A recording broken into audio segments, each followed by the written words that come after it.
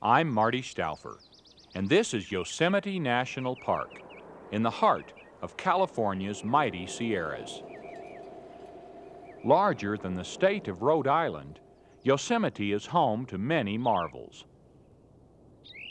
Here stands the grizzly giant, a 2,700-year-old giant sequoia weighing 2 million pounds. And here plummets Yosemite Falls, America's highest, leaping from granite cliffs into a cloud of mist. Among the largest collection of rock domes in the world, Half Dome rises like a cathedral. The silent grandeur of Yosemite is inspiring, yet all is not so quiet. If you listen hard, you can hear the chirping of chipmunks. Chipmunks are lively featherweight cousins of the squirrel, distinguished by their 5-lined coats, striped faces, and small size. 6 species of chipmunk inhabit Yosemite, each at a specific elevation, each adapted to a specific habitat. All are bright and cheerful. They remind us of the best in ourselves. Let's enjoy being entertained by the chipmunks of Yosemite.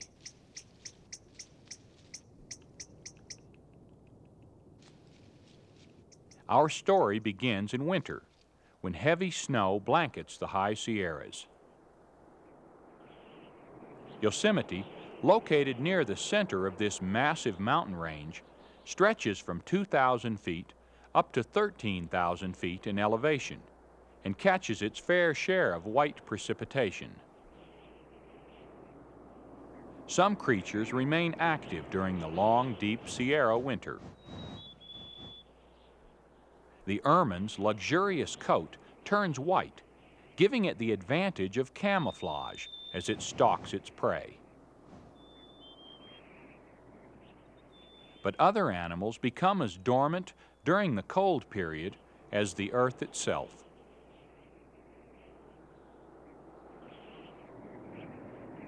While streams flow icy and still, and trees are chilled by snow and wind, many smaller creatures find warmth and safety by burrowing underground.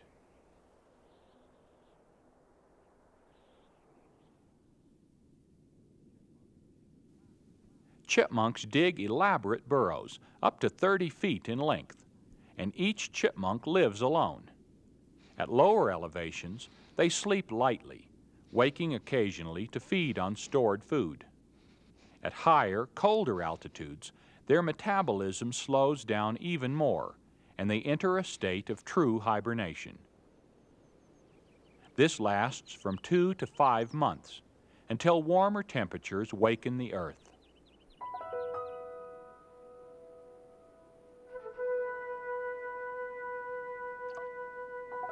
Much of Yosemite's beauty is created by the bounty of melting snow.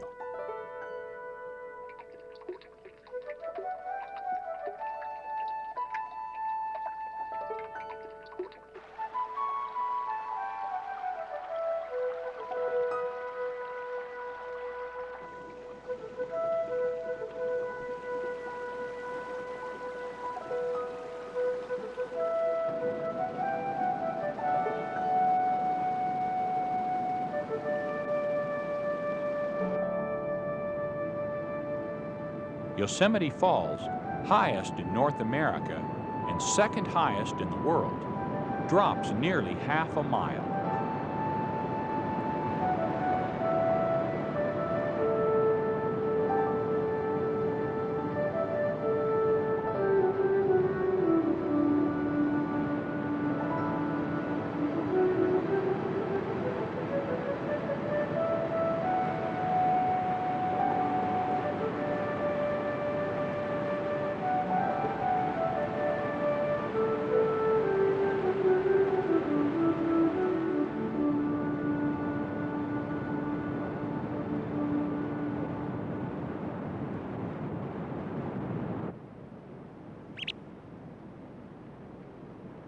The western kingbird heralds the end of winter in Yosemite.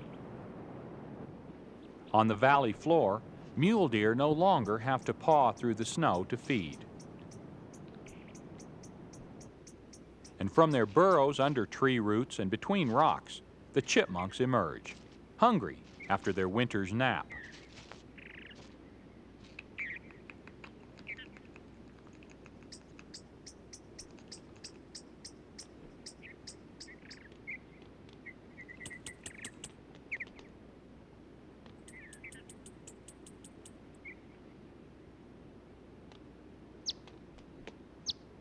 Chipmunks are normally independent and solitary. Males and females each have their own territories, and even encounters during courtship are not what we would call particularly amiable.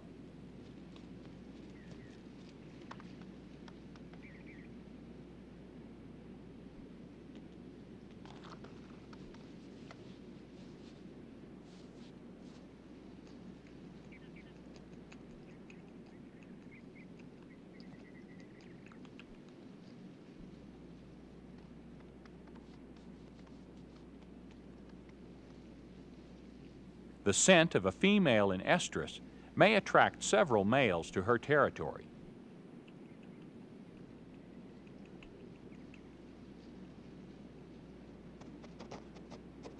The female often leads her suitors on a merry chase.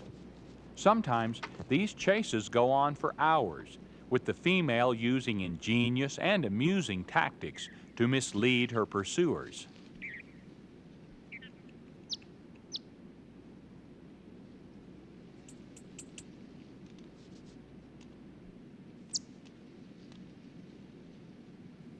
Eventually, she surrenders to the male who is best able to keep up with her, or, in this case, the one who refuses to accept her indifference.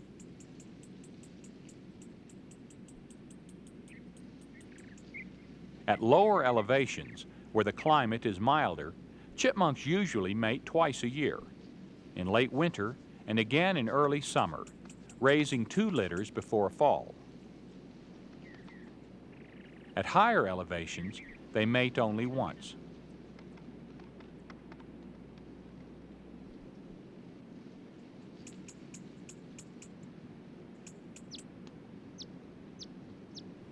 The pregnant female stays close to her den.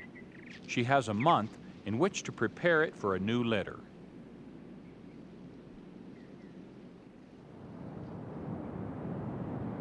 By May, the barren colors of winter begin to soften into the lush greens of spring.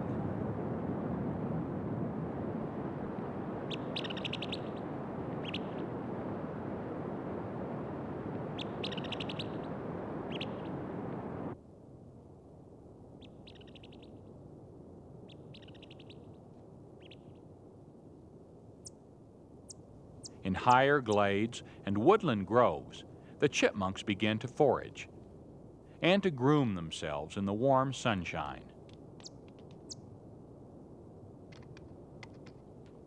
This early in spring, before nature begins to supply a fresh abundance of food, they nibble on last year's cache of nuts and seeds. This is the time for defining territories, not for breeding purposes, but for feeding and food gathering.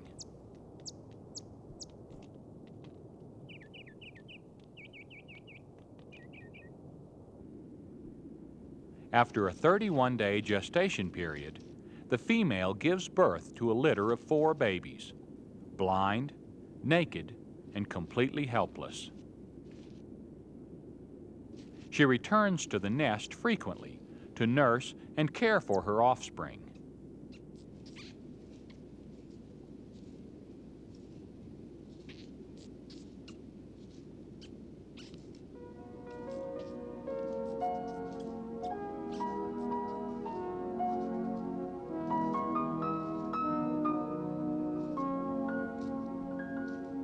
Even before they have fur, the babies have faint chipmunk stripes marked on their skin.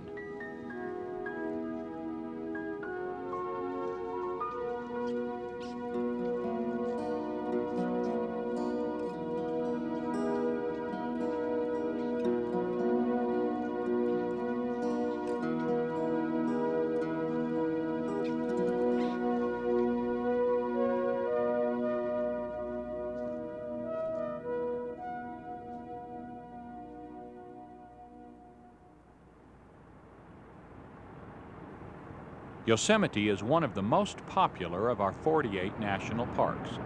Every year, nearly 3 million people from all over the world come by camper and car, bus and bicycle to enjoy its scenery and refresh themselves by contact with nature.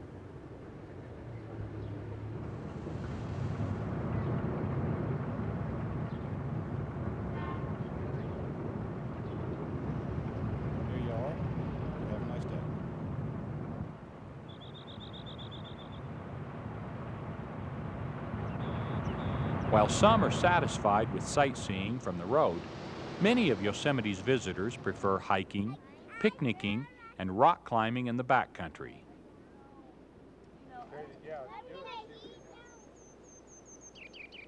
Here, wildflowers abound in the open meadows.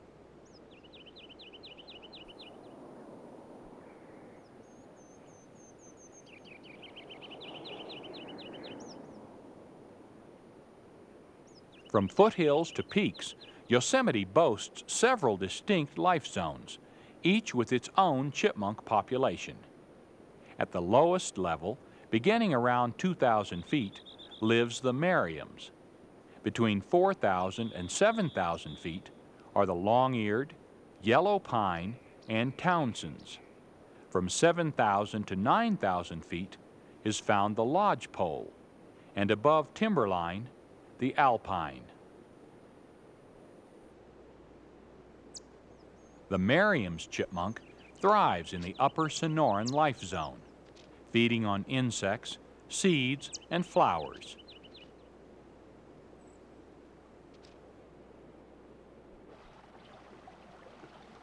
Higher up, where wetter conditions prevail, the transition zone can support more than one species of chipmunk. Although it also occurs at lower elevations, the adaptable long-eared is at home up to 6,000 feet. Yellow pine and Townsend's chipmunks are also found in the red fir forest along this stream. The forested Canadian zone provides prime habitat for the largest of all North American chipmunks, the Townsends. The Hudsonian zone features extensive forests of lodgepole pine, home for the lodgepole chipmunk. Highest of all is the alpine zone. Here, wherever there's enough vegetation to provide food, is found the alpine chipmunk, the smallest of Yosemite's flickertails.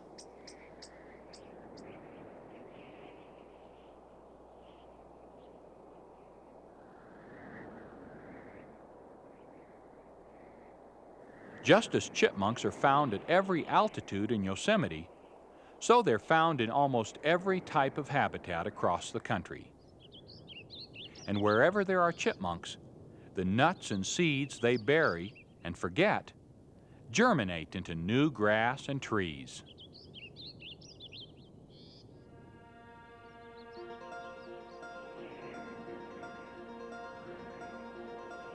Naturalist John Muir once said of Yosemite, "God himself always seems to be doing his best here."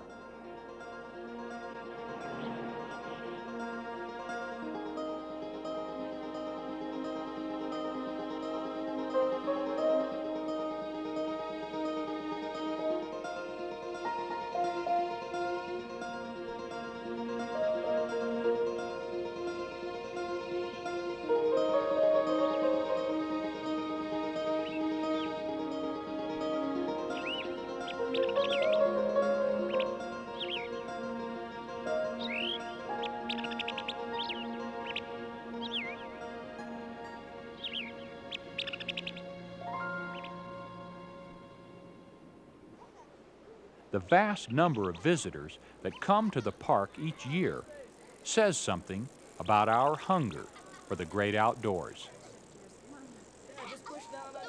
Recreational opportunities like bicycling and canoeing attract many people.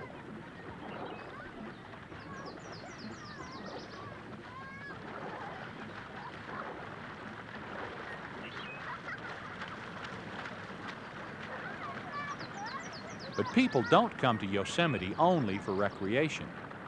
They also come to see wildlife. Some creatures, like the yellow-bellied marmot, have been fed so often they've learned to beg and seem almost tame.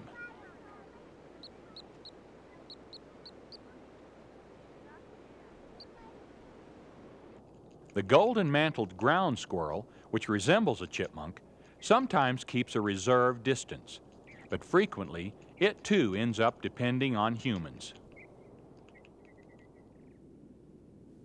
Chipmunks tend to be more skittish than squirrels about accepting handouts, especially a female with little ones dependent on her. The babies develop striped coats by the time they're 8 days old, but they remain blind for the first month of their lives. Shortly after that, they'll be out of the nest and ready to be weaned.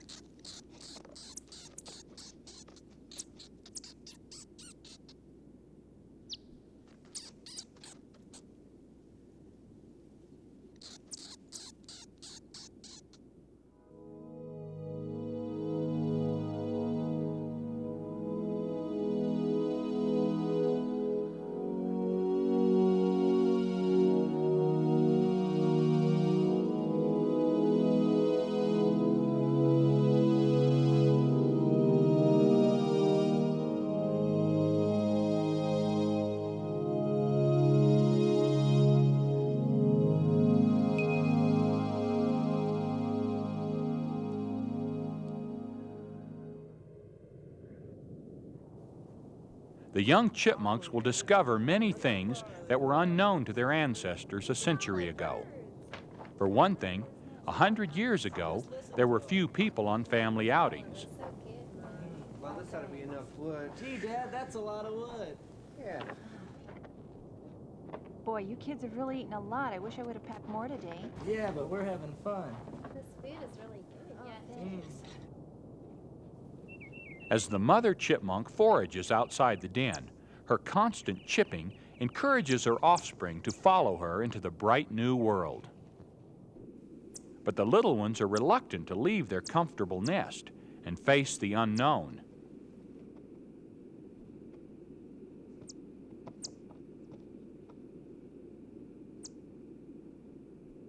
Let's go for a walk. Okay, we'll build a fire later. Okay. It's really so warm. It really is. Hey, let's go over here, Dad. Yeah, look at that over there. After the campers leave, the mother chipmunk takes advantage of an opportunity to forage farther from the den. As her chipping becomes fainter, the babies become curious about her whereabouts.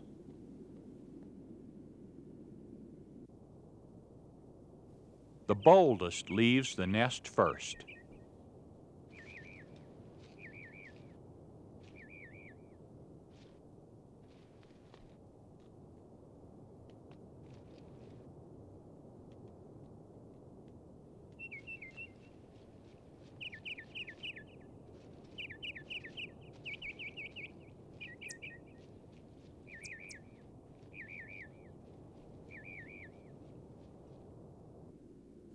Soon, one by one, the others follow, each stalling in its own way for time and courage.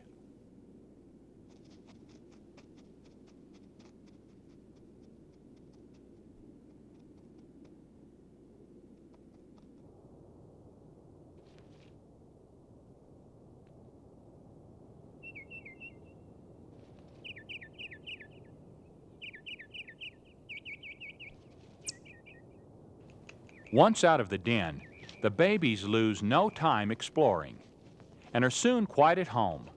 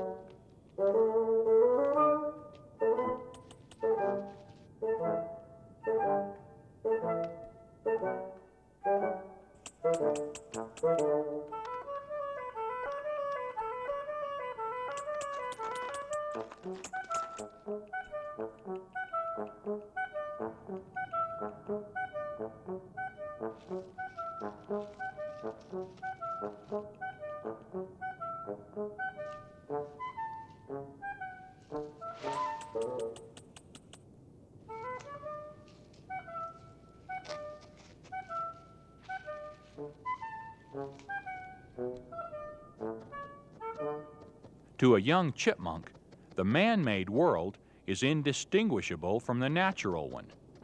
The colors may be brighter and the smells may be stronger, but there doesn't seem to be anything yet to fear among these strange mounds of rich scented food.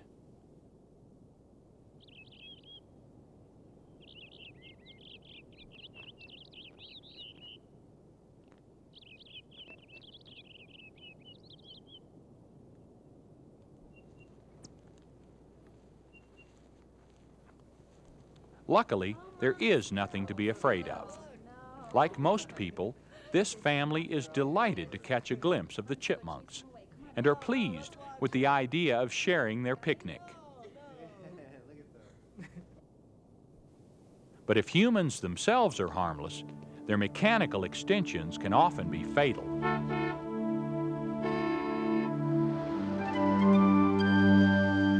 And there are many other hazards. A circling red-tailed hawk would like nothing better than to make a meal of a young chipmunk.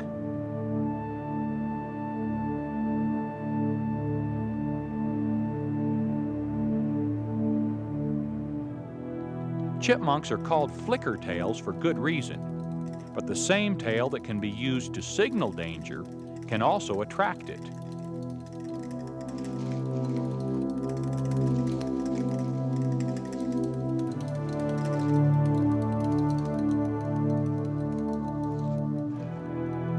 Fortunately for the chipmunks, the hawk has problems of his own. He's being dive-bombed by a kestrel.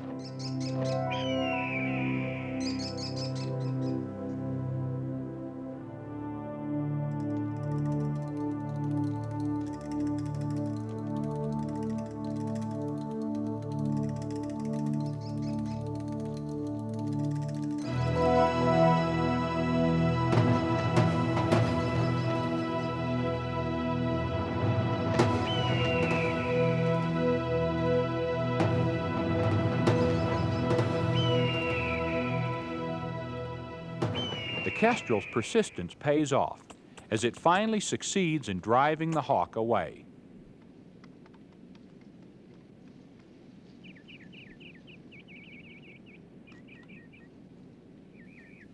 The young chipmunks must learn quickly, for they have only a few short weeks to benefit from their mother's guidance. As summer's bounty ripens, they will not only stuff their stomachs with berries, fruit, insects, snails, and seeds, they'll learn what to tuck into their wide cheek pouches and stash away for leaner times.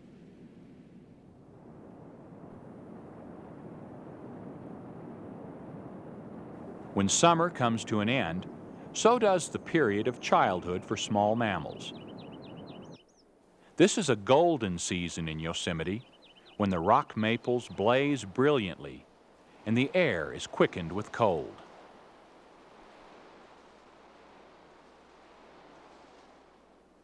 This is the season of fat chipmunks, when these supreme hoarders store nuts, seeds, and other non-perishable bits of food.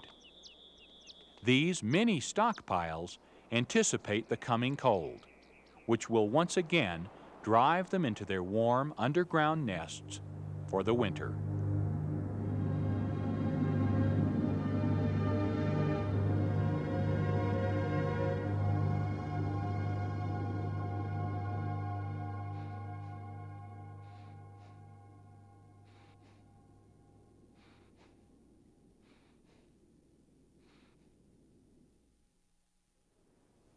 In Yosemite, silence becomes our teacher in the art of appreciation. Yet there are lessons to be learned from the liveliness of chipmunks as well as from the solitude of El Capitan. For one, we can be more alert to our surroundings, and we can also remember to lighten up, to look on the cheerful side of things. That's a way of life for the chipmunks of Yosemite. I'm Marty Stouffer. Until next time, enjoy our wild America.